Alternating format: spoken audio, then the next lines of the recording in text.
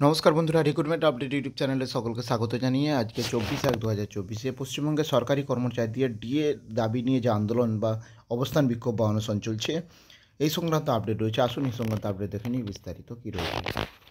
নবান্ন অভিযানের পক্ষে ডিএ মঞ্চে বার্তা।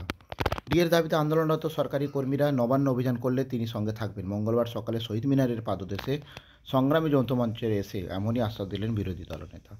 মঞ্চের সদস্যরা জানিয়েছেন যে ডিএর দাবিতে যে 4 জন অনশন শুরু করেছেন তাদের দেখতেই আসেন এবং মঞ্চে বসে তিনি বলেন যে অনশনে 72 ঘন্টা পেরিয়ে গেছে। অনশনকারীদের যদি কিছু হয় তাহলে আগুন জ্বলবে।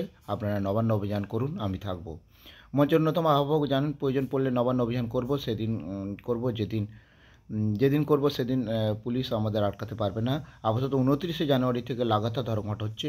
2রা ফেব্রুয়ারি থেকে মাধ্যমিক শুরু। শিক্ষকরা কি ধর্মঘটে যোগ দেবেন? পরীক্ষা কী করে হবে?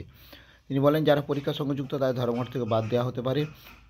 শহীদ মিনারের নিচে 362 দিন ধরে বসে মঞ্চ এবং এক দফার অনশন চলে 44 দিন। ফের দ্বিতীয় দফার অনশন শুরু হয়েছে। প্রথম দফার অনশনের অসুস্থ হয়ে পড়া অবসরপ্রাপ্ত শিক্ষক এবারেও অনশনে বসেছেন। তিনি বলেন যে দাবি পথে নেমেছি, তা পূরণ না হলে ধর্ণা অনশন চলবেই। আর তিনি বলেন যে দীর্ঘদিন ওরা মঞ্চের সদস্যরা মেরুদণ্ড সোজা রেখে লড়াই করে যাচ্ছেন। এর মধ্যে একদিন তো হচ্ছে শহীদ মিনারে উঠে গেলেন এবং ভেবেছিলেন যে আন্দোলন ভেঙে দেবেন এবং সেই দিনও ওরা আন্দোলন চালিয়ে গিয়েছেন। তিনি আরও বলেন যে মুখ্যমন্ত্রী তাদের চাকরি যাওয়ার হুঁশিয়ারি দিয়েছেন। চ্যালেঞ্জ করলাম, কিছু করে দেখান, রাজ্যে আগুন জ্বলবে। সম্প্রতি মুখ্যমন্ত্রী নবান্নে সরকারি কর্মচারীদের প্রয়োজনে ছুটির দিনেও কাজ করার কথা বলেছিলেন এবং বিরোধী দলনেতা বলেন, উনি আরও কিছু উত্তরবঙ্গের কর্মীরা ছুটি নিয়ে বাড়ি চলে না আসেন। তো তৃণমূল কংগ্রেসের রাজ্য সাধারণ সম্পাদক বলেন যে সরকারি কর্মচারীরা সম্পূর্ণ অযৌক্তিক দাবিতে আন্দোলন চালিয়ে যাচ্ছেন। তাদের এই মঞ্চ বিরোধীদের রাজনীতি করার মঞ্চে পরিণত হয়েছে।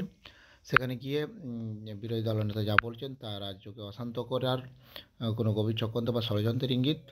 সরকারি কর্মচারীদের ডিএ মেটানোর দাবি সমর্থন করছেন বামফ্রন্টের চেয়ারম্যান এবং অবস্থানকারীদের উদ্দেশ্যে বলেন যে বিভিন্ন তথ্য দেন এবং রাজ্য সরকার না কি এই কর্মীদের বরখাস্ত করতে চায় এবং বরখাস্ত করে দেখাক, এরকম দাবি তুলেছেন কংগ্রেসের সভাপতি। যাই হোক, যেটা দেখা যাচ্ছে এটা রাজনীতির ছোঁয়া লাগতে শুরু করেছে এর মধ্যে এবং তারই মাঝে শিক্ষক বা সেই সংগঠনগুলোর যে সরকারি কর্মচারীদের আন্দোলন বা অনশন চলছেই।